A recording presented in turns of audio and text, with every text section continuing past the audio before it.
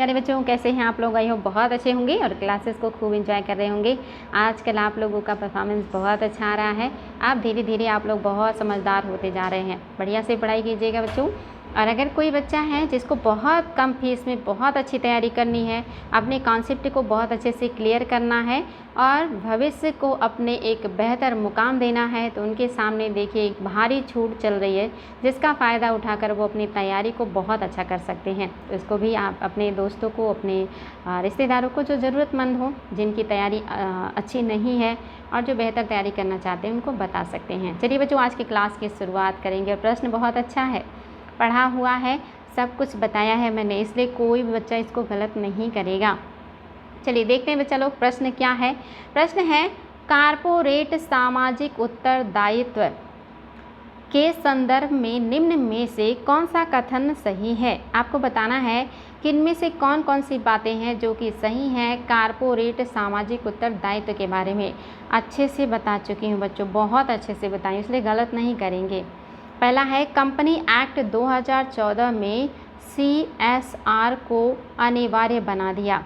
क्या company act 2014 ने corporate सामाजिक उत्तरदायित्व को अनिवार्य बना दिया?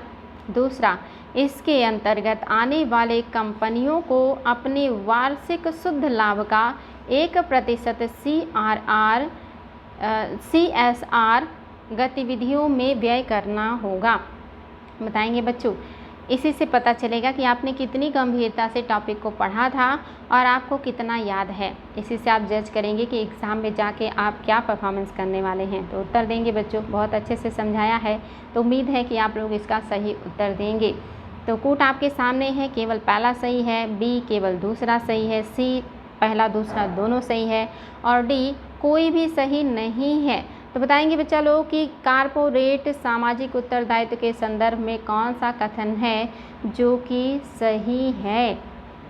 और बहुत ही बढ़िया प्रश्न है ये, और आप लोगों को इसको बताना है और आई थिंक आप लोग इसको गलत नहीं करेंगे। तो सबको याद होना चाहिए और आई थिंक सबको याद भी होगा। आपको ये चीज़ पता होना चाहिए कि जो आपका पहला ऑप्शन है, जो इसमें कह रहा है कि कंपनी एक्ट 2014, ये सही नहीं है। कंपनी एक्ट 2013 अगर यहाँ पे होता तो ये स्टेटमेंट बिल्कुल सही हो जाता। कंपनी एक्ट 2013 में CSR को अनिवार्य बना दिया गया, इसलिए पहला गलत हो गया। अब आप देखेंगे दूसरा, क्या ये सही है कि इसके अंतर्गत आने वाली कंपनियों को अपने वार्षिक शुद्ध लाभ का 1% CSR गतिविधियों में व्यय करना होगा। तो आपको पता हो कि ये भी सही नहीं है, क्योंकि आप सबको पढ़ाए हैं कि वार्षिक नहीं है बल्कि 3 वर्ष का है और लाभ का 1 नहीं बल्कि 2% है। मैंने आप लोगों को बताया था, अगर कोई कंपनी उसका टर्नओवर 1000 करोड़ का है और उसका जो वास्तविक आय है वो 500 करोड़ का है और उसको जो शुद्ध लाभ मिलता है वो 5 करोड़ का हो, तो ऐसे कंपनियों के 3 वर्ष के औसत लाभ में से 2% उनको कारपोरेट उत्तरदायित्व के रूप में देना पड़ता है और ये कंपनी अधिनियम 2013 के तहत है। तो दोनों सही नहीं है, ऑप्शन नंबर डी बिल्कुल सही हो जाएगा। चलिए बच्चों देखते हैं अगला प्रश्न। ये प्रश्न तो आसान है, हालांकि ये PCS का प्रश्न है, लेकिन आई थिंक आपने पढ़ा होगा या देखा होगा, एग्ज़ाम में आया हुआ प्रश्न है। निम्नलिखित में से भारत का कौन सा औद्योगिक गलियारा जापान के सहयोग से विकसित किया जा रहा है? कौन सा जो है गलियारा, हालांकि विकसित हो चुका है लेकिन जापान इसको मदद किया है विकसित करने में, कौन सा वो आपका औद्योगिक गलियारा है? पहला है चेन्नई और वाई जाग है बच्चों, वाई जाग है ये, वाई गाज नहीं है, वाई ये जा है और ये गा है, वाई जाग। दूसरा है मुंबई बेंगलुरु, तीसरा है दिल्ली मुंबई, चौथा है अमृतसर कोलकाता। तो बताएंगे बच्चों कि आपका कौन सा है औद्योगिक गलियारा जो जापान के सहयोग से विकसित किया जा रहा है। और ये बहुत ही इम्पॉर्टेंट है और ये चीज़ आई थिंक आप लोगों को पता भी होगा, आसान भी है क्योंकि एग्ज़ाम में पहले आ चुका है। तो याद रखेंगे ऑप्शन नंबर 3 आपका सही है। दिल्ली मुंबई औद्योगिक गलियारे के लिए जापान मदद कर रहा है और बहुत ही लंबे समय का ऋण उपलब्ध करा रहा है जापान। तो याद रखेंगे दिल्ली और मुंबई गलियारा है आपका, वेरी वेरी इंपॉर्टेंट है। और ये समझौता जापान से भारत सरकार ने 2006 में किया है कि वो मदद करेगा दिल्ली और मुंबई कॉरिडोर, औद्योगिक कॉरिडोर को डेवलप करने में। ये प्रश्न भी बहुत ही शानदार है बच्चों, और इसके बारे में भी मैं क्लास में बहुत अच्छे से समझा चुकी हूँ, पढ़ा चुकी हूँ, तो गलत नहीं करेंगे। प्रश्न है, सरकार की नीति मेक इन इंडिया का उद्देश्य है। कौन कौन सा उद्देश्य सरकार की मेक इन इंडिया का है? क्या इनमें से कोई एक उद्देश्य है या कई उद्देश्य हैं? पहला है नौकरशाही के ढीलापन को दूर करना। क्या ये उद्देश्य है मेक इन इंडिया में कि जो नेता लोग हैं, ऐसे लोग जो सक्रिय वर्क नहीं करते, उनको सक्रिय करना है। दूसरा, लाल फीताशाही को हटाना। क्या जो ऑफिसर्स की जो है थोड़ा सा दबदबा रहता है, क्या उसको कम करना या हटाना है? क्या विनिर्माण की लागत को कम करना है? क्या उत्पाद को प्रतियोगी बनाना है? क्या इनमें से कोई सही नहीं है? ऑब्लिक उपरोक्त में से एक से अधिक बातें सही हैं? बताएंगे बच्चों। ये सारे पॉइंट्स क्लास में पढ़ाई हूँ, तो आप लोगों को बिल्कुल भी कंफ्यूजन नहीं होना चाहिए। आप लोगों को ये याद होना चाहिए कि यहाँ पे लिखी हुई सारी बातें बिल्कुल सही हैं। उपयुक्त में से एक से अधिक, यानी कि ये सभी बातें सही हैं। उपरोक्त सभी बातें बिल्कुल सही हैं और इसमें आप लोगों को कोई डाउट नहीं होना चाहिए। नेक्स्ट है 1929 का व्यापार विवाद अधिनियम निम्नलिखित में से किसका उपबंध करता है? याद रखेंगे बच्चों, हो सकता है ये प्रश्न आपके लिए नया हो, लेकिन मेरी तरफ से प्रयास ये किया गया है कि आप लोगों को ज़्यादा से ज़्यादा नॉलेज प्रदान किया जाए। इसलिए कुछ क्वेश्चन ऐसे भी होंगे जो आपको नए लग सकते हैं, लेकिन आप उसको सॉल्व करने का प्रयास कीजिएगा, आपको सफलता मिलेगी। पहला है उद्योगों के प्रबंध में कामगारों की भागीदारी से जुड़ा है ये 1929 का व्यापार जो है अधिनियम। दूसरा, औद्योगिक झगड़ों के दमन के लिए प्रबंधन के पास मनमानी करने की शक्ति। क्या ये प्रबंधन के पास जो मनमानी करने की शक्ति होती है इससे जुड़ा है? तीसरा, व्यापार विवाद की स्थिति में ब्रिटिश न्यायालय द्वारा हस्तक्षेप। क्या ये है? और चौथा, अधिकारों की प्रणाली तथा हड़ताल पर रोक। क्या सॉरी बच्चों, ये अधिकारों नहीं है, ये है अधिकरणों की प्रणाली तथा हड़तालों पर रोक। आपको बताना है कि 1929 का व्यापार विवाद अधिनियम किसके का उपबंध करता है। बहुत आसान है बच्चों, बहुत आसानी से बता सकते हैं। अगर आप इसे एलिमिनेट करते हैं तो आपको पता है कि ये कह रहा है कि 1929 में व्यापार विवाद अधिनियम, तो यहाँ पे आपका ये तो होगा ही नहीं, क्योंकि व्यापार विवाद में स्थित ब्रिटिश न्यायालय द्वारा हस्तक्षेप, तो ये तो होगा ही नहीं। इसके बाद देख लेते हैं और क्या है। औद्योगिक झगड़ों के दमन के लिए प्रबंधन के पास मनमानी, ये भी नहीं है। अब आपको पहले और चौथे में थोड़ा कन्फ्यूज़न होना चाहिए, लेकिन ये विवाद से जुड़ा हुआ है, तो जाहिर सी बात है कि 1929 का जो व्यापार अधिनियम है वो किसका प्रबंध कर रहा है? तो अधिकारों की प्रणाली का तथा हड़ताल पर रोक। याद रखेंगे, अधिकरणों जिसको ट्रिब्यूनल्स कहते हैं, इनकी जो प्रणाली है और जो हड़ताल पर रोक है, इसी का उपबंध करता है 1929 का व्यापार अधिनियम। याद रखेंगे बच्चों, ये क्यों लाया गया था? तो ये लाया गया था 5 वर्षों के लिए 1929 में लाया गया था, जिसके द्वारा जांच किया जाना था जो भी व्यापारों से संबंधित जो है समस्याएं थी, उनके जो है समाधान के लिए लाया गया था।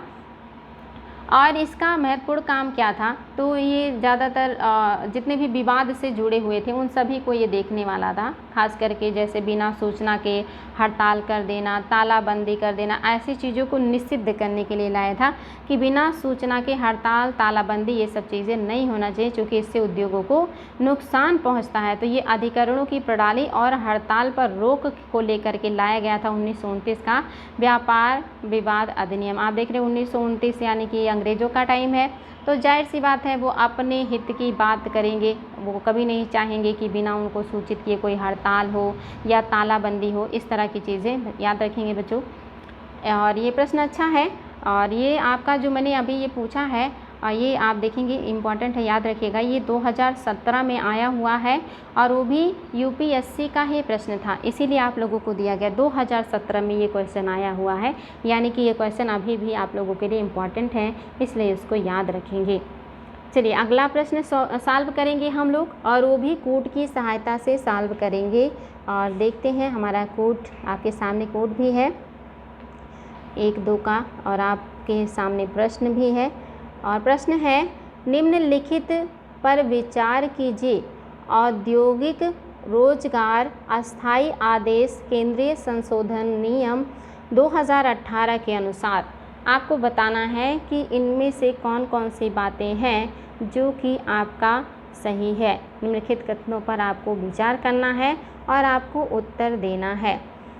तो पहला ऑप्शन है, यदि नियत अवधि रोजगार के लिए नियमों को कार्यान्वित किया जाता है तो फर्म के लिए कामगारों की छटनी करना अपेक्षाकृत आसान हो जाता है। क्या ये बात सही है कि यदि नियत अवधि रोजगार के लिए नियमों को क्रियान्वित किया जाता है, यानी कि नियत मतलब होता है जितना निर्धारित है, उतने समय के लिए जब रोजगार के लिए नियमों को क्रियान्वित किया जाता है तो फर्म के लिए कामगारों की छटनी करना अपेक्षाकृत आसान हो जाता है। क्या ये बात सही है? दूसरा, अस्थायी कामगारों के मामले में रोजगार समाप्त करने के लिए कोई नोटिस देना आवश्यक नहीं होगा। तो आपको बताना है कि जो आया है आपका औद्योगिक रोजगार अस्थायी आदेश केंद्रीय संशोधन नियम 2018, इसके अनुसार कौन सी बातें सही हैं। केवल पहला, केवल दूसरा, दोनों सही हैं या कोई भी सही नहीं है। देखिए बच्चों, क्वेश्चन कॉमन सेंस का है और IAS 2000 ये भी आपका 19 का क्वेश्चन है, IAS 2019 का क्वेश्चन है। और आप देखेंगे बिल्कुल कॉमन सेंस का क्वेश्चन है, ये बिल्कुल क्वेश्चन में ही आंसर है। ध्यान से चीज़ों को पढ़ेंगे तो आपको समझ में आ जाएगा कि क्या सही है। तो याद रखेंगे, आपका यहाँ पे जो भी बातें कर रहा है ना, ये आपके दोनों बातें बिल्कुल सही हैं, दोनों बातें बिल्कुल सही हैं।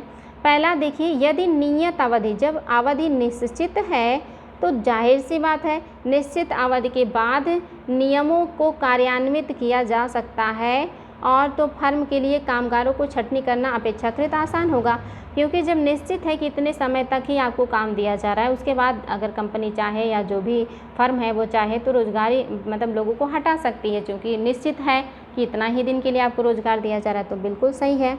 और दूसरा, अस्थायी कामगारों जिनका कोई मतलब अस्थायी तो ही नहीं है, बस रख लिया गया, जब मन किया रखा, जब मन किया निकाल दिया, तो अस्थायी जो कामगार है जिनका कोई नियत समय ही नहीं है, ऐसे मामलों में तो रोजगार समाप्त करना और भी आसान है। इसके लिए कोई नोटिस देने की आवश्यकता ही नहीं है, क्योंकि वो पहले से अस्थायी हैं, उनकी जो है होने और ना होने का कोई निश्चित ड्यूरेशन और कोई निश्चित प्रमाण पत्र है ही नहीं, तो उनको जब चाहे कोई भी व्यक्ति बिना नोटिस के भी हटा सकता है।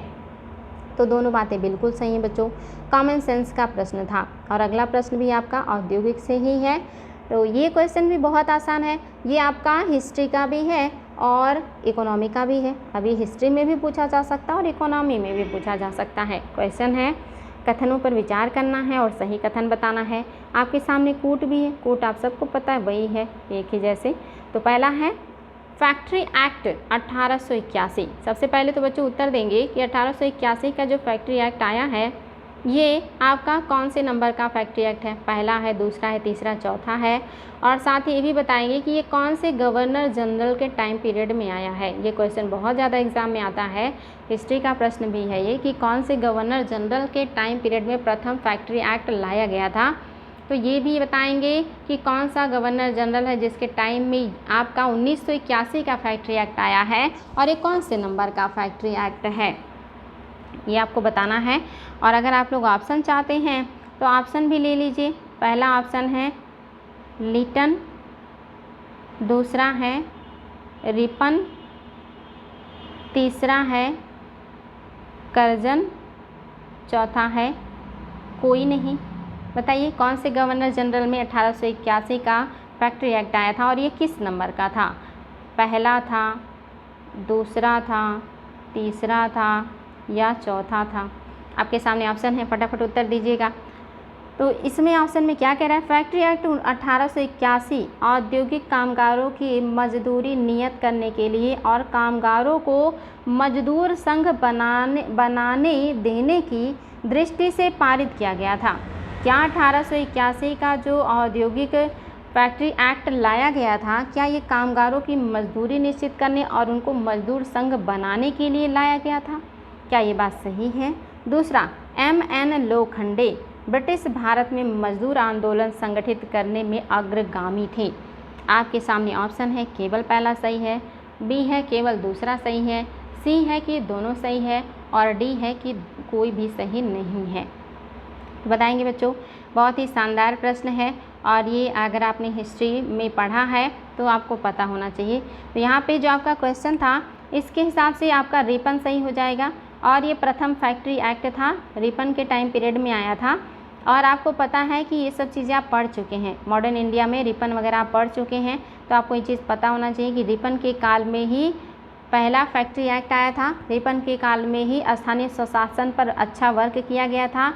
रिपन के काल से ही इल्बर्ट बिल विवाद भी जुड़ा हुआ है और रिपन के काल में ही हंटर आयोग जो कि शिक्षा से था वो भी आया था। तो ये सब रिपन के काल का है, याद रखेंगे ये सारी बातें। लेकिन आपका पहला कथन सही नहीं है, क्योंकि ये जो फैक्ट्री अधिनियम आया था ये कामगारों के लिए टाइम कितना हो, कितने एज के बच्चे फैक्ट्री में काम करेंगे, इसके अलावा जो भारी खतरनाक मशीनें हैं उसके आसपास बाड़ होना चाहिए जिससे लोग सुरक्षित रहें, इन सारी चीज़ों के लिए आया था। ये तो मजदूर संघ बनाने की इजाज़त कहाँ दे देंगे अंग्रेज, ये तो कभी नहीं देंगे। और उनका जो है कामगारों की मजदूरी नियत करना, इसकी भी कोई बात नहीं हुई थी। लेकिन टाइम पीरियड कितना वो काम करेंगे, भारी मशीनों से उनकी सुरक्षा होनी चाहिए, कितने कम उम्र के बच्चे जो है नहीं लगेंगे काम में, या जो बड़े बच्चे होंगे उनका कितना टाइम का काम होगा, ये सब निर्धारित था। बट पहला सही नहीं है।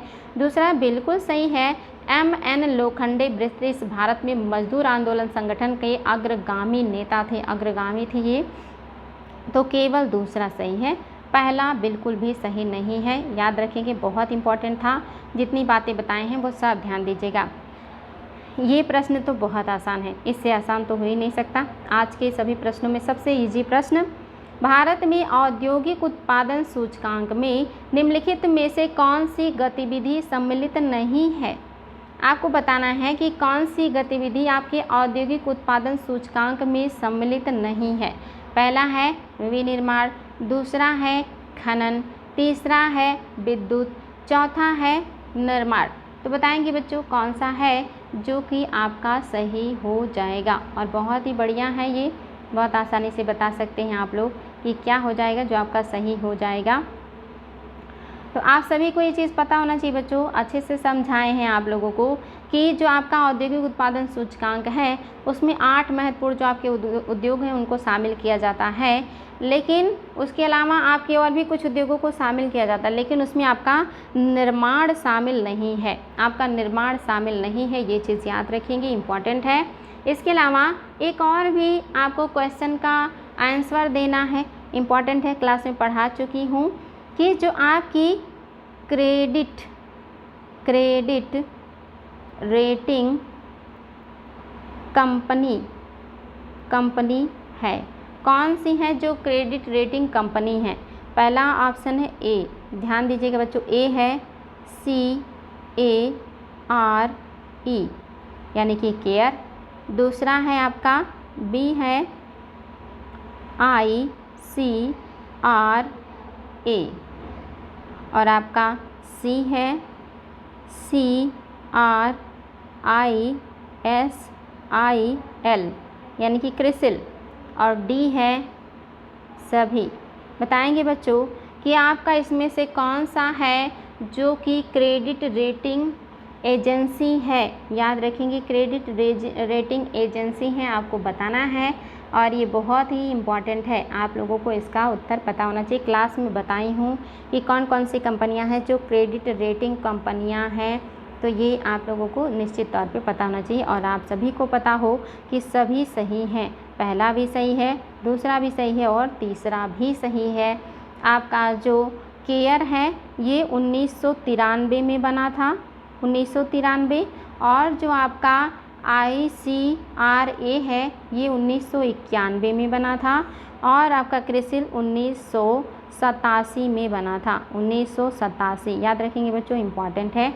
ये सारी बातें आप लोगों को पता होनी चाहिए। सारे तथ्य आपके पढ़े हुए ज़्यादातर क्लास से हैं, बाकी कुछ आपके कॉमन सेंस के भी हैं। चलिए, ये प्रश्न बहुत आसान है। ये सब चीज़ें तो आप लोगों को एकदम 100% पता होना चाहिए। क्वेश्चन है, भारत में औद्योगिक क्षेत्र की उपलब्धि को मापने के लिए निम्न में से कौन सी संस्था औद्योगिक उत्पादन के सूचकांक को जारी करती है? आपको बताना है भारत में औद्योगिक क्षेत्र की उपलब्धि को मापने के लिए निम्न में से कौन सी संस्था है जो औद्योगिक उत्पादन के सूचकांक को जारी करती है? पहला है राष्ट्रीय प्रतिदर्श सर्वेक्षण कार्यालय, दूसरा है भारतीय रिजर्व बैंक, तीसरा है केंद्रीय सांख्यिकी कार्यालय, चौथा है भारतीय सांख्यिकी संस्थान। याद रखेंगे बच्चों, बहुत ही इंपॉर्टेंट है और आप लोगों के लिए बहुत ही आसान है। ये गलत नहीं करेंगे, फटाफट उत्तर दीजिएगा कि कौन सा है जो आपका सही हो जाएगा। तो आई थिंक इसका उत्तर सभी को पता होगा। केंद्रीय सांख्यिकी कार्यालय CSO के द्वारा ही आपके जो भी उत्पादन सूचकांक होते हैं औद्योगिक क्षेत्र के, उसको जारी किया जाता है। बहुत ही शानदार प्रश्न था बच्चों। चलिए अगला देखते हैं, और ये प्रश्न तो और भी बढ़िया है और इसका उत्तर आप सभी को पता है। क्वेश्चन है, भारत में औद्योगिक उत्पादन सकल सूचकांक में 8 मूल उद्योगों में सूचकांकों का संयुक्त भार 37.90% है। निम्नलिखित में से कौन से उद्योग उन 8 मूल उद्योगों में शामिल नहीं है? सबसे मेन बात है कि पूछ रहा है कि मूल उद्योगों में कौन शामिल नहीं है। सीधी सीधी आपको बस यही बताना है कि मूल उद्योगों में कौन शामिल नहीं है। पहला है सीमेंट, दूसरा है उर्वरक, तीसरा है प्राकृतिक गैस, चौथा है रिफाइनरी उत्पाद और पांचवा है वस्त्र उद्योग। आपके लिए वेरी वेरी इजी क्वेश्चन है। आप सभी को मैंने 8 उद्योगों के बारे में बताया है और आई होप आपको याद होगा कि आपका कौन सा उद्योग है जो कि आपका मूलभूत 8 उद्योगों में शामिल नहीं है। तो आप सभी को पता है इसका जो उत्तर होगा वो क्या हो जाएगा? ऑप्शन नंबर 5 इसका सही हो जाएगा। वस्त्र उद्योग इसमें शामिल नहीं है बच्चों, ये चीज़ आप लोगों को याद होना चाहिए। चलिए देखते हैं हमारा अगला प्रश्न क्या है। फिर से ये प्रश्न भी बहुत ही आसान है और आप सभी लोग इसका उत्तर बहुत आसानी से दे सकते हैं। क्वेश्चन है, विनिर्माण क्षेत्र में किसे शामिल नहीं किया जाता? विनिर्माण क्षेत्र में किसे हम शामिल नहीं करेंगे, ये बताना है आपको। पहला है बड़े उद्योग, दूसरा है लघु उद्योग, तीसरा है उद्योग मध्यम यानी कि मध्यम उद्योग, चौथा है उद्योग निर्माण उद्योग यानी कि निर्माण उद्योग। यहाँ पे ये जो उद्योग निर्माण उद्योग है ये नहीं, एक ही उद्योग होगा, निर्माण उद्योग, और चौथा है सूक्ष्म उद्योग। तो आपको बताना है बच्चों कि विनिर्माण में कौन सा शामिल नहीं किया जाता है? बड़े उद्योग, लघु उद्योग, मध्यम उद्योग, सूक्ष्म उद्योग, निर्माण उद्योग। कौन है जो विनिर्माण क्षेत्र में शामिल नहीं है? कितना आसान है, इससे आसान तो कुछ हो ही नहीं सकता। PCS का है तो जाहिर सी बात है आसान तो होगा ही। तो आप सभी को पता है कि निर्माण उद्योग नहीं होता, निर्माण अलग होता है और विनिर्माण अलग होता है। तो निर्माण उद्योग इसमें नहीं होगा, ये आप लोगों को पता होना चाहिए। बहुत ही बढ़िया है और आसान भी है। चलिए देखते हैं अगला प्रश्न। सूक्ष्म लघु एवं मध्यम उद्यम अधिनियम 2020 के विषय में कौन सा कथन सही नहीं है? याद रखेंगे बच्चों, सही नहीं है ये बताना है। और ये भी एग्ज़ाम में आया हुआ प्रश्न है और ये मैं प्रैक्टिस सेशन में भी करवा चुकी हूँ और मैंने इसको क्लास में पूछा भी है। तो बताएंगे कौन सा है जो लघु, सूक्ष्म और मध्यम उद्योग अधिनियम 2020 के बारे में सही नहीं है। पहला, भारत सरकार ने 13 मई 2020 को आत्मनिर्भर भारत पैकेज के अंतर्गत MSME की नई परिभाषा घोषित की है। क्या ये बात सही है? दूसरा, यह बदली परिभाषा 1 जून 2020 से प्रभावी है। तीसरा है, नई परिभाषा के विनिर्माण तथा सेवा क्षेत्र की इकाइयों में वर्गीकरण का एक समान सूत्र अपनाया गया है। और चौथा है कि इनमें से कोई नहीं, यानी कि ऐसा कोई नहीं जो कि गलत हो। मुझे पता है इसमें आप लोग गलती करेंगे, क्योंकि इसमें बहुत ही बारीक जो है बातें की गई हैं और इसमें अगर आपने बारीकियों को ध्यान नहीं दिया तो पक्का गलत करेंगे। आईएएस का प्रश्न है तो निश्चित तौर पे इतना आसान तो नहीं होगा और आपको इसका उत्तर पता होना चाहिए बच्चा लोग, बिकॉज मैं इसको क्लास में ओरली भी पूछ चुकी हूँ। मुझे पता है कि बारीक चीज़ें भूल जाती हैं, इसीलिए तो प्रैक्टिस सेशन हो रहा है। जितनी गलतियाँ करनी हैं यहीं पे कर लें आप लोग। तो आई थिंक आप सभी को पता होगा कि कौन सा सही नहीं है, तो आपका दूसरा सही नहीं है, क्योंकि ये 1 जून नहीं है बल्कि 1 जुलाई है। बस इतना अंतर है, ये जून की जगह अगर जुलाई हो जाए तो एकदम सभी तथ्य बिल्कुल सही हैं। 1 जुलाई 2020 से ये प्रभावी हुआ है। पहला क्या है, भारत सरकार ने 13 मई 2020 को आत्मनिर्भर पैकेज के अंतर्गत एमएसएमई की नई परिभाषा घोषित की। बिल्कुल सही है, ये 100% सही है। और आपका तीसरा भी सही है, नई परिभाषा में विनिर्माण और सेवा क्षेत्र की इकाइयों में वर्गीकरण का एक समान सूत्र अपनाया गया। यानी कि आपको मैंने बताया पहले विनिर्माण का जो क्राइटेरिया होता था इनकम का वो अलग होता था, सेवा क्षेत्र का अलग होता था, लेकिन अब इन दोनों को इक्वल कर दिया गया, बराबर कर दिया गया। दोनों में सूक्ष्म, मध्यम और लघु के लिए एक ही सीमा बना दी गई है, कितने से कितने का टर्नओवर की बात की गई है। याद रखेंगे आपका पहला, तीसरा ये सब सही है, लेकिन सही नहीं पूछा था, तो आपका ऑप्शन नंबर 2 सही नहीं है। 1 जून नहीं बल्कि 1 जुलाई है। अगला प्रश्न है, 12 लघु निर्माण उद्योगों में प्लांट एवं मशीनरी के विनियोग की मात्रा होनी चाहिए। यानी कि अगर कोई लघु निर्माण उद्योग बना रहा है, लघु निर्माण उद्योग में प्लांट एवं मशीनरी को लगा रहा है, तो उसका जो खर्चा है वो कितने का होना चाहिए। सीधे सीधे पूछ रहा है कि लघु निर्माण उद्योगों में कितना पैसा इन्वेस्ट किया जा सकता है, कितने की सीमा है। पहला है 10 लाख रुपए से अधिक नहीं, दूसरा है 10 लाख रुपए से ऊपर परंतु 5 लाख रुपए से अधिक नहीं, तीसरा है 20 लाख रुपए से ऊपर परंतु 5 करोड़ रुपए से अधिक नहीं, और तीसरा है 5 करोड़ रुपए से ऊपर परंतु 10 करोड़ रुपए से अधिक नहीं। तो आपको बताना है बच्चों कि कौन सा है जो कि सही हो जाएगा। याद रखेंगे ये जो है पुराना प्रश्न है, इसीलिए इसमें थोड़ा सा जो पैसे का मैटर है वो थोड़ा सा कम है। हालांकि निवेश का पुराना निवेश और नया निवेश सब क्या है, अलग अलग हो गया है। याद रखेंगे आपका कौन सा है जो कि सही हो जाएगा। तो ये भी आपके लिए बहुत ही शानदार प्रश्न है और इसको आप लोगों को सही करना था। तो आई थिंक उत्तर आप लोगों को मिल गया होगा कि आपका कौन सा उत्तर है जो कि सही है। ऑप्शन नंबर जो आपका 3 है यही सही है। उस समय के डाटा के हिसाब से आपका यही सही है कि 25 लाख रुपए से ऊपर परंतु 5 करोड़ रुपए से नीचे की बात की गई थी। हालांकि जो नया आपका आया है निवेश के लिए, इसमें 10 करोड़ का निवेश कर सकता है और अधिकतम 50 करोड़ का निवेश कर सकता है। ये निवेश को लेकर के है। नेक्स्ट है बच्चों, भारत जैसे विकासशील देश के लिए लघु स्तरीय व कुटीर उद्योगों की मुख्य था, इसलिए प्रोत्साहित करना चाहिए क्योंकि वह, क्वेश्चन समझिएगा, भारत जैसे विकासशील देश के लिए लघु स्तरीय व कुटीर उद्योगों को जो कि मुख्य थे इसलिए प्रोत्साहित करना चाहिए। क्यों प्रोत्साहित करना चाहिए हम लोगों को भारत जैसे विकासशील देश में लघु और कुटीर उद्योगों को? क्या सबसे ज़रूरत वाला पॉइंट है, क्या सबसे महत्वपूर्ण पॉइंट है जो हमारे यहाँ लघु और कुटीर उद्योगों को हमें डेवलप करना चाहिए? पहला ऑप्शन है संपत्ति का वितरण समान करते हैं ये, क्या ये बात सही है? दूसरा, अधिक रोजगार के अवसर उत्पन्न करते हैं, क्या ये बात सही है? तीसरा है कम लागत पर उत्पादन करते हैं। चौथा है कम पूंजी विनियोग की अपेक्षा करते हैं। याद रखेंगे बच्चों, आपका तो सभी यहाँ बातें सही हैं जो है लघु स्तरीय और कुटीर उद्योगों के लिए, लेकिन सबसे बड़ा रीज़न जो है जिसके लिए हमें लघु और कुटीर उद्योग अपने यहाँ बनाने चाहिए, वो सबसे बड़ा रीज़न क्या है ये बताएं आप लोग। बहुत ही शानदार प्रश्न है और आप लोगों को मैं कई बार इस बारे में बता चुकी हूँ क्लास में जोड़ दे करके कि ये सबसे ज़्यादा जो महत्वपूर्ण बात है कि ये सबसे अधिक रोजगार के अवसर उत्पन्न करते हैं।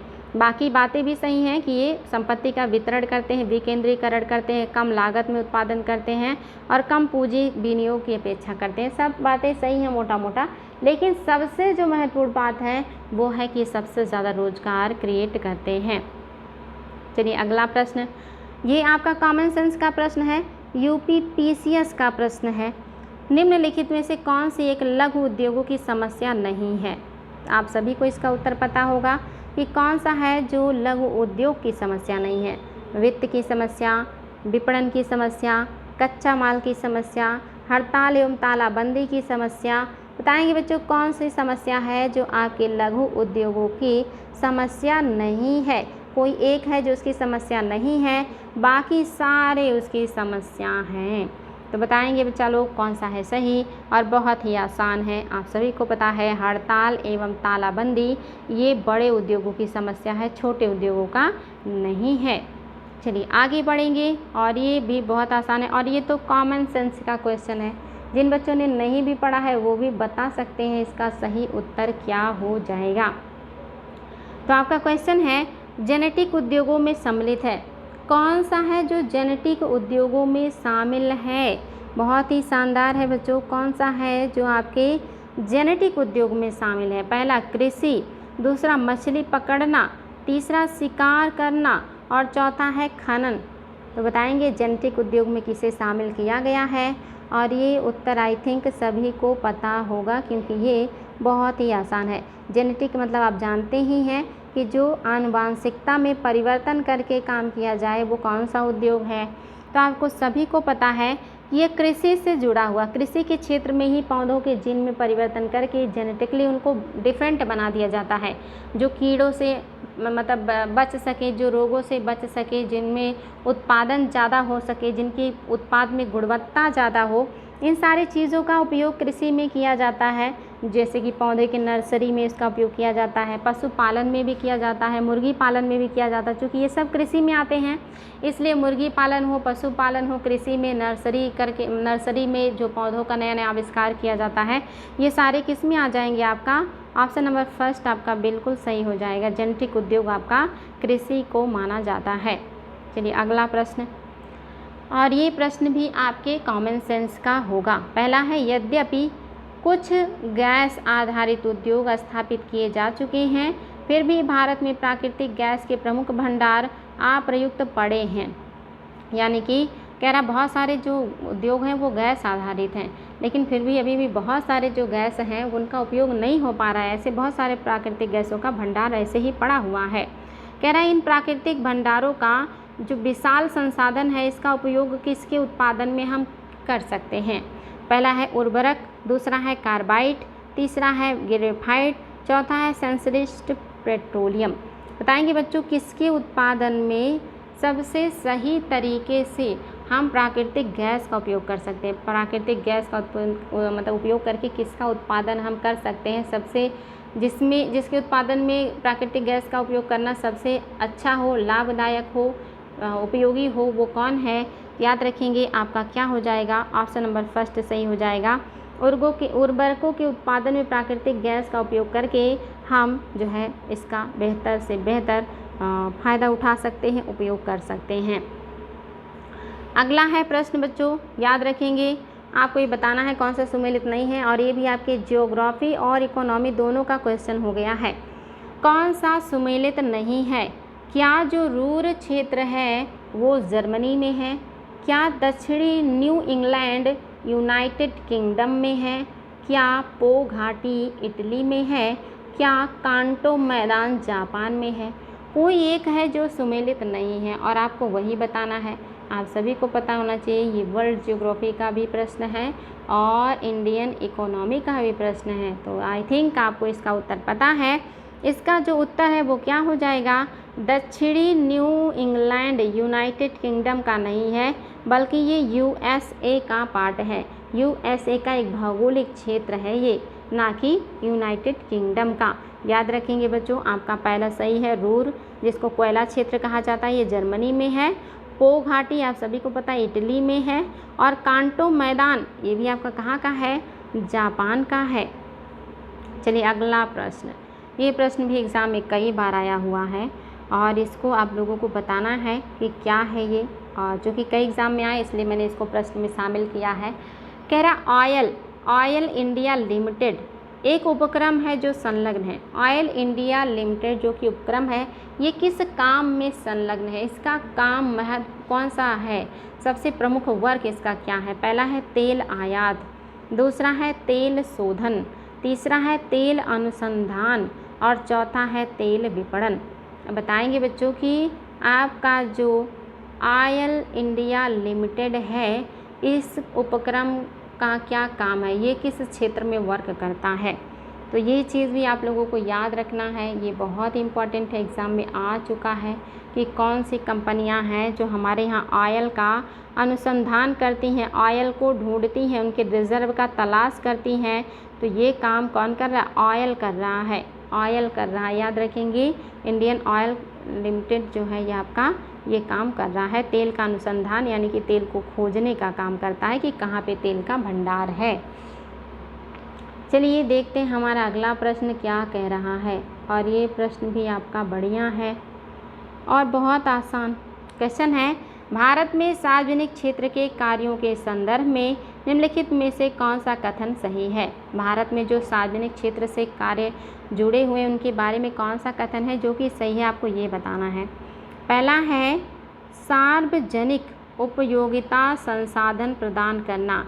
क्या ये बात सही है कि जो सरकार है वो सबको सार्वजनिक और उपयोगी संसाधन प्रदान करना चाहती है? दूसरा, सामाजिक और आर्थिक ऊपरी पूंजी का निर्माण। क्या ये बात सही है कि सामाजिक और आर्थिक ऊपरी पूंजी का निर्माण करना इसका महत्वपूर्ण काम है? तीसरा है संतुलित क्षेत्रीय और क्षेत्रीय विकास सुनिश्चित करना। क्या ये बात सही है?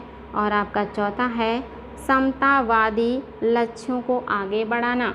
और आपका पांचवा है कि उपर्युक्त सभी बातें सत्य हैं। आपको बताना है सार्वजनिक क्षेत्र के बारे में कौन सी बातें हैं जो कि सही है, यानी कि जो सरकारी उपक्रम हैं उनके बारे में कौन कौन सा बात सही है, वो क्या मतलब कौन कौन सी बातें जो उनसे जुड़ी हैं। तो आप सभी को पता होगा बच्चों कि जो भी सार्वजनिक कंपनियां होती हैं या सार्वजनिक संस्थान होते उपक्रम होते हैं उनसे जुड़ी सारी बातें सही हैं। इनका उपयोग ही किस लिए किया जाता है? क्योंकि ये सभी के लिए संसाधनों की उपलब्धता को बढ़ाते हैं। इसके अलावा समाज में आर्थिक जो ऊपरी पूंजी इसके निर्माण का काम करते हैं, संतुलित क्षेत्रीय और क्षेत्रीय विकास को सुनिश्चित करते हैं और समतावादी लक्ष्यों को आगे बढ़ाते हैं। सारी बातें सही हैं, उपयुक्त सभी सही हैं। चलिए आपके सामने कूट है और कूट की सहायता से आप लोगों को उत्तर देना है। प्रश्न है निम्नलिखित कथनों पर विचार कीजिए। और ये आपका इम्पॉर्टेंट है, आईएएस का ही था, लेकिन ये क्या है, ये करंट का था, लेकिन फिर भी मैंने इसको शामिल किया। कुछ नई बातें भी आप लोग जानें कि आपकी कौन सी बातें हैं जो कि सही हैं। याद रखेंगे बच्चों। क्वेश्चन क्या है? क्वेश्चन है एमएमटीसी लिमिटेड भारत का सबसे बड़ा अंतर्राष्ट्रीय व्यापारिक संगठन है। क्या ये बात सही है कि एमएमटीसी लिमिटेड भारत का सबसे बड़ा अंतर्राष्ट्रीय व्यापार संगठन है? एमएमटीसी का मतलब है मेटल मिनरल और आपका जो है निगम लिमिटेड। नेक्स्ट है आपका नीलांचल इस्पात निगम लिमिटेड की स्थापना एमएमटीसी ने उड़ीसा सरकार के साथ संयुक्त रूप से किया है। तो आपके सामने ऑप्शन है केवल पहला सही है, बी केवल दूसरा सही है, सी दोनों सही है और डी कोई भी सही नहीं है। आई होप आप लोग इसका उत्तर बता सकते हैं, बहुत ही बढ़िया है। और ये आज का 20वां प्रश्न है। अभी और भी बहुत सारे अच्छे प्रश्न हैं, तो बताएंगे बच्चों कौन सा है जो कि सही है। तो याद रखेंगे, अगर आपको नहीं पता है तो इस बात को जान लीजिए, बहुत ही इंपॉर्टेंट है। एमएमटीसी लिमिटेड भारत का सबसे बड़ा अंतर्राष्ट्रीय व्यापारिक संगठन है, कोई डाउट नहीं है इसमें। और दूसरा भी सही है, नीलांचल इस्पात निगम लिमिटेड की स्थापना एमएमटीसी ने उड़ीसा सरकार के साथ संयुक्त रूप से की थी। दोनों बातें बिल्कुल सही है बच्चों, और ये बहुत ही इम्पॉर्टेंट तथ्य हैं, इसको आप लोगों को याद रखना है। नेक्स्ट है आपका अगला प्रश्न। निम्नलिखित कथनों पर ध्यान से पढ़िए, कथनों को ध्यान से पढ़िए और कूट की सहायता से उत्तर दीजिए। चलिए देखते हैं क्या है। क्वेश्चन है, भारत के सार्वजनिक क्षेत्र में आधारभूत एवं भारी उद्योग हैं। क्या भारत के सार्वजनिक क्षेत्र में आधारभूत एवं भारी उद्योग हैं? दूसरा, सार्वजनिक क्षेत्र के सभी उद्योग लाभदायक हैं। क्या ये बात सही है कि सार्वजनिक क्षेत्र यानी कि सरकारी क्षेत्र के सभी उद्योग लाभदायक हैं, फ़ायदे में हैं? तीसरा, सार्वजनिक क्षेत्र के उद्योगों में नौकरियों की सुरक्षा है। क्या सार्वजनिक या सरकारी नौकरियों में लोगों की सुरक्षा है नौकरी का? बताएंगे बच्चों कि कौन सी बातें सही हैं। ए है पहला, दूसरा, तीसरा तीनों सही है। बी है कि पहला तीसरा सही है। सी है कि पहला दूसरा सही है। और डी है कि दूसरा और तीसरा सही है। तो बताएंगे बच्चा लोग कि आपका कौन सा स्टेटमेंट है जो कि बिल्कुल सही है। बहुत आसान है, कॉमन सेंस का प्रश्न है। अगर आप लोगों ने मेरी बताई हुई ट्रिक का उपयोग किया और एलिमिनेट किया तो आपको बहुत आसानी से आंसर मिल जाएगा। आपको पता है सार्वजनिक क्षेत्र के सभी उद्योग लाभदायक नहीं होते, इसी का हवाला देके सरकार विनिवेश कर रही है। दूसरा हटा दीजिए, आपका आंसर आपको प्राप्त हो गया। पहला और तीसरा बिल्कुल सही है, इसमें कोई डाउट नहीं है। और ये सबको पता है भारत के सार्वजनिक क्षेत्र में आधारभूत एवं भारी उद्योग हैं, बिल्कुल सही है। सार्वजनिक क्षेत्र में महारत्न, नवरत्न, मिनीरत्न कंपनियाँ आती हैं जो भारी भरकम उद्योग हैं। और सरकारी नौकरी के लिए ही तो हर आदमी मेहनत करता है, क्योंकि वहाँ पे व्यक्ति को नौकरी में सुरक्षा मिलता है। तो आपका पहला तीसरा सही है, दूसरा सही नहीं है। चलिए बच्चा लोग अगला प्रश्न देखते हैं, और ये प्रश्न भी काफ़ी शानदार है। प्रश्न है भारत की सरकारी क्षेत्र में सबसे बड़ी व्यापारिक संस्था कौन सी है? भारत की सरकारी क्षेत्र में सबसे बड़ी व्यापारिक संस्था, पहला है भारतीय खाद्य निगम, दूसरा है खनिज एवं धातु व्यापार निगम, तीसरा है खादी व ग्रामोद्योग निगम, चौथा है भारतीय व्यापार मेला प्राधिकरण। तो बताएंगे बच्चों, इम्पॉर्टेंट है, यूपीपीसीएस मेंस का क्वेश्चन है ये, और इम्पॉर्टेंट काफ़ी है। अगर नहीं पता है आप लोगों को तो याद रखेंगे, इसका जो ऑप्शन नंबर 2 है ये बिल्कुल सही है। खनिज एवं धातु व्यापार निगम जो है यही आपका क्या है, भारत की सरकारी क्षेत्र की सबसे बड़ी व्यापारिक संस्था है। वेरी वेरी इंपॉर्टेंट तथ्य थे, याद रखेंगे इसको। चलिए हम लोग आगे बढ़ते हैं और देखते हैं हमारा अगला प्रश्न कौन सा है। आपको बताना है निम्नलिखित में से कौन सा अन्य जैसा नहीं है। बहुत आसान है, यानी कि 3 कंपनियां कोई होंगी जो एक जैसी होंगी और एक कोई होगा जो कि अलग होगा। और किस मामले में अलग है, क्यों अलग है, ये आप लोगों को बताना है। पहला है सेल, दूसरा है भेल, तीसरा है ONGC और चौथा है SR ऑयल।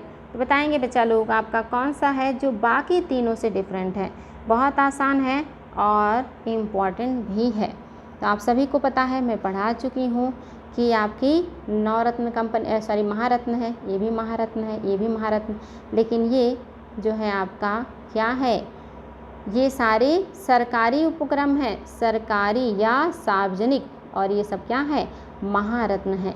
लेकिन ये क्या है, निजी है, निजी उपक्रम है, इसलिए आपको ये चीज़ याद होना चाहिए। ये क्या है, ये निजी क्षेत्र का है, ये सरकारी उपक्रम नहीं है। अगला प्रश्न, और ये 2019 के अकॉर्डिंग है। वर्तमान में क्या कोई परिवर्तन हुआ है, आपको ये भी बताना है, क्या वर्तमान में कोई परिवर्तन हुआ है।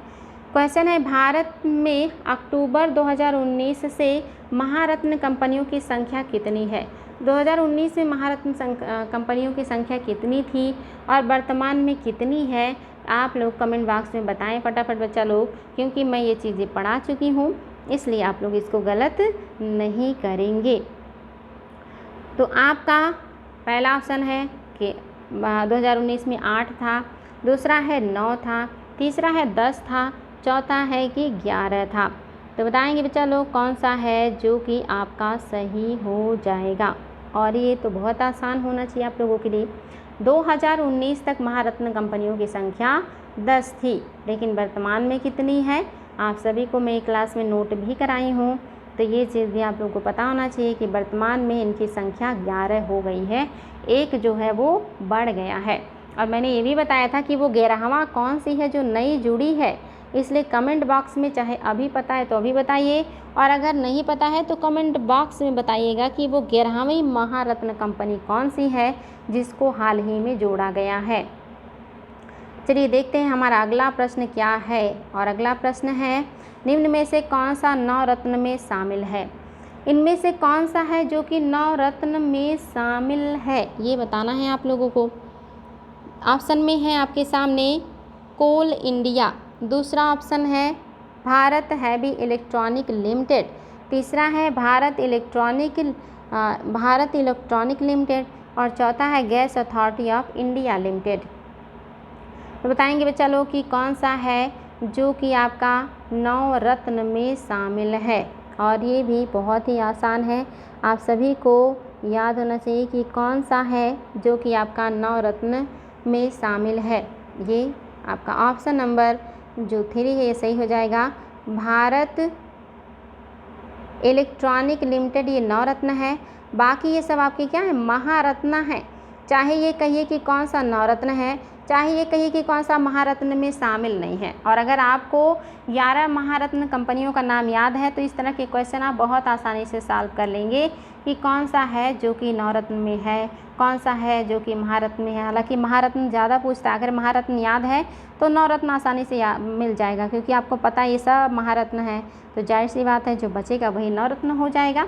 तो जो ऑप्शन नंबर आपका 3 है ये आपका सही नहीं है, याद रखेंगे, बहुत ही ज़्यादा इम्पॉर्टेंट है ये। तो बच्चा लोग आई होप आपको ये सारी चीज़ें समझ में आ रही होंगी और कोई दिक्कत नहीं हो रहा होगा। याद रखेंगे सारे प्रश्न बहुत ही इम्पॉर्टेंट हैं और बार बार एग्ज़ाम में आए हुए हैं। तो आई थिंक आज के लिए इतना रहने देते हैं हम लोग, आगे ऐसे ही प्रश्नों का प्रैक्टिस करते रहेंगे। आप लोग खूब मेहनत कीजिए और निरंतर लगे रहिए, सफलता ज़रूर मिलेगी। थैंक यू बच्चा लोग, थैंक यू सो मच।